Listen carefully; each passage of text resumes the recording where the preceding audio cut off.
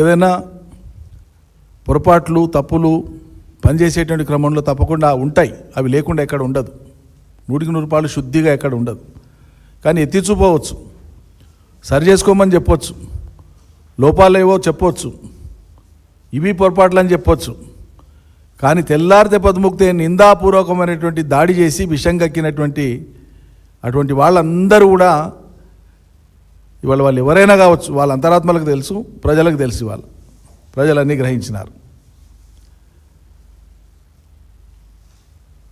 ఈ స్థితిలో ఒకసారి ముఖ్యమంత్రి గారు నిన్న అక్కడ పోయి శ్రీశైలం దగ్గర పోయి ఎస్ఎల్బిసి టనల్కి సంబంధించి అత్యాధునిక పరిజ్ఞానంతో మేము ఇది చేస్తాం, అది ఏం చేస్తావో చెప్పి పొడువు చూపి అమలు చేయి, అంతేగాని మళ్ళా కేసీఆర్ను, మళ్ళా హరీష్ రావును, మళ్ళా కేటీఆర్ను, మళ్ళా అదే ప్రభుత్వాన్ని, మళ్ళా అదే తిట్లు తిరుగుతా.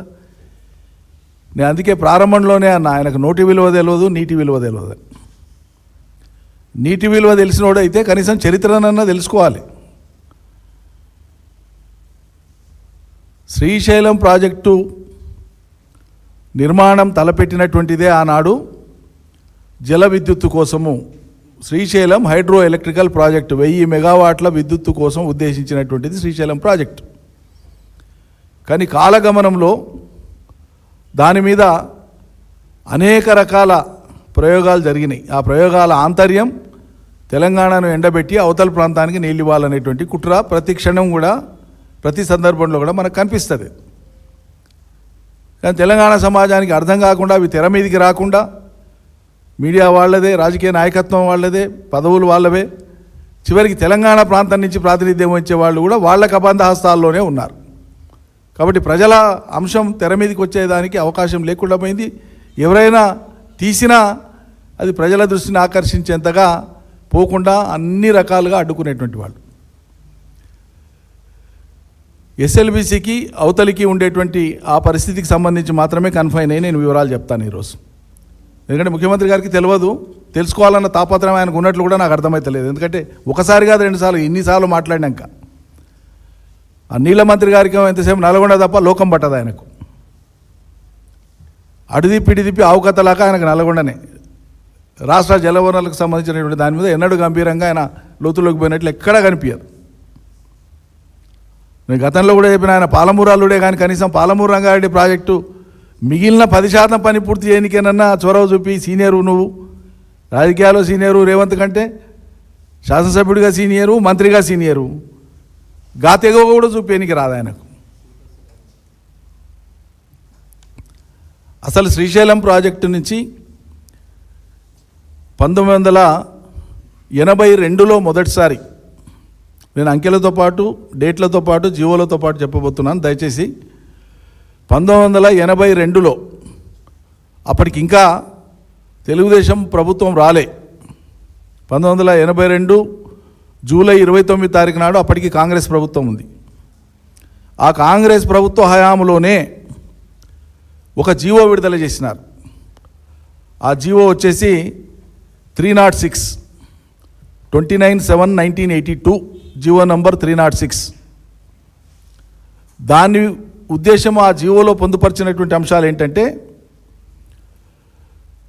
శ్రీశైలం నీళ్లలోంచి అటు కుడివైపుకు కానీ ఇటు ఎడమవైపుకు కానీ ఎన్ని నీళ్లు ఏ రకంగా వాడుకునే వెసులుబాటు ఉందో, అవకాశం ఉందో సర్వే చేయండి అని చెప్పి ఆ జీవో ఇచ్చినారు. అంటే ఆగి ఉన్న శ్రీశైలం జలాశయంలోకి వెళ్ళి, నీళ్లలోకి వెళ్ళి విద్యుత్ శక్తి ఉపయోగమే కాక తొలిసారిగా వ్యవసాయానికి వాడుకునేటువంటి విధంగా నీళ్ళని ఎట్లా వాడుకోవాలనో సర్వే చేయండి అని అప్పుడు ఉండేటువంటి చీఫ్ ఇంజనీర్కు ప్రభుత్వం ఆదేశాలు ఇచ్చింది. దాని మీద సర్వే చేసినటువంటి చీఫ్ ఇంజనీర్ గారు ఇచ్చినటువంటి రిపోర్టును బేస్ చేసుకొని ఎడమ పక్క, కుడి పక్కకేమో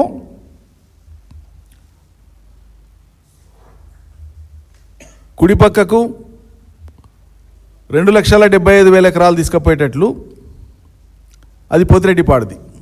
ఇప్పుడు మనం పొదిరెడ్డిపాడు ఏమంటామో తొలినాళ్ళది అది. అందులో మద్రాసుకు మంచినీళ్ళు, ఈ కథ అంతా ఉంది. దాంట్లో 3 రాష్ట్రాలు తలా 5-5 టీఎంసీలు నీళ్లు దానం చేసుకోవాలి. చెన్నై నగరంలో నీళ్లు లేవు. ఇంకా అక్కడ మొదలైనటువంటి కథ పోత దారిలో దుర్భిక్ష ప్రాంతాలు, కర్నూలు, కడప, నెల్లూరు ప్రాంతాలకు కూడా సాగునీళ్ళు ఇవ్వాలి. ఇవన్నీ తీసుకొని వచ్చి అంతిమంగా 2,75,000 ఎకరాలను చూపించినారు ఇటు తీసుకుపోవాలి అని.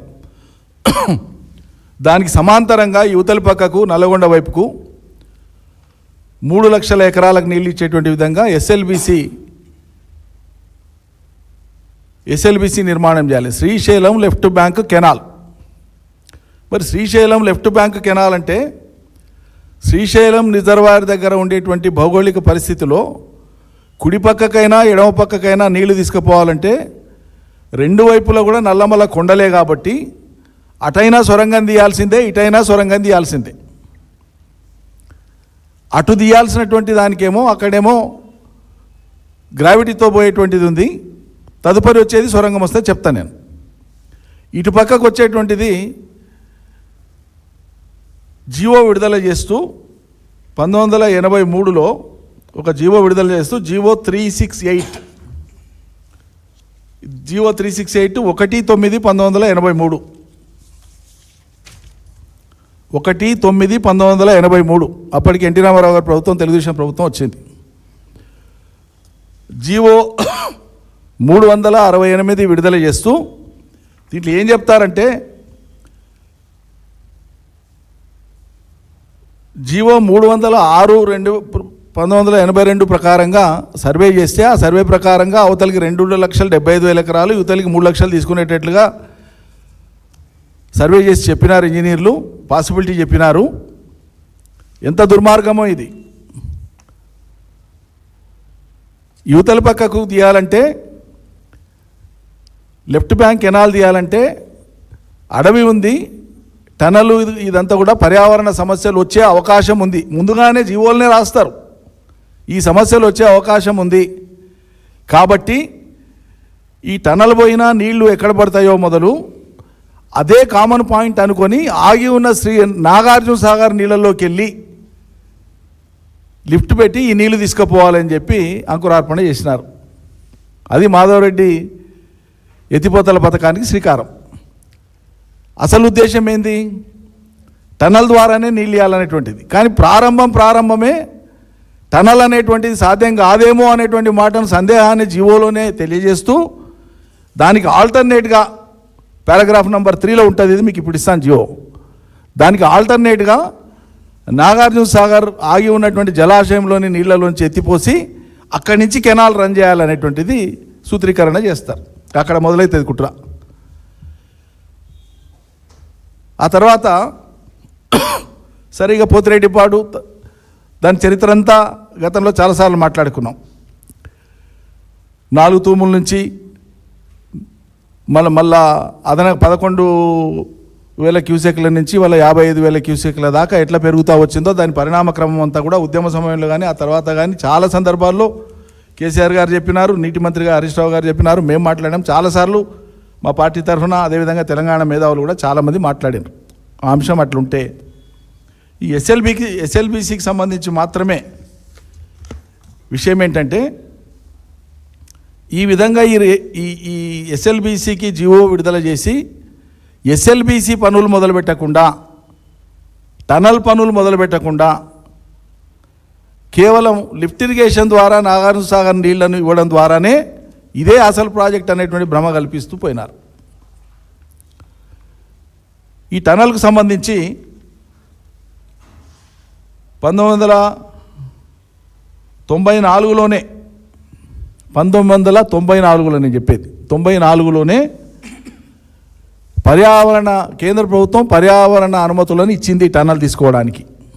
1994లోనే ఎస్ఎల్బిసి టనల్ తవ్వకానికి ఎన్విరాన్మెంటల్ క్లియరెన్స్ ఇచ్చింది గవర్నమెంట్ ఆఫ్ ఇండియా. మరి 1994 నుంచి 2004 వరకు ఈ ఎస్ఎల్బిసి టనల్ను ఎందుకు పూర్తి చేయలేదు? 2014 వరకు 2014 వరకు టీడీపీ కొంతకాలం ఉంటే మిగతా కాలం కాంగ్రెస్ ఉంది కదా, 89 నుంచి ఉంది, తదనంతర కాలం ఉంది 10 ఏళ్ళు. SLBC tunnel మొదలుపెట్టలే.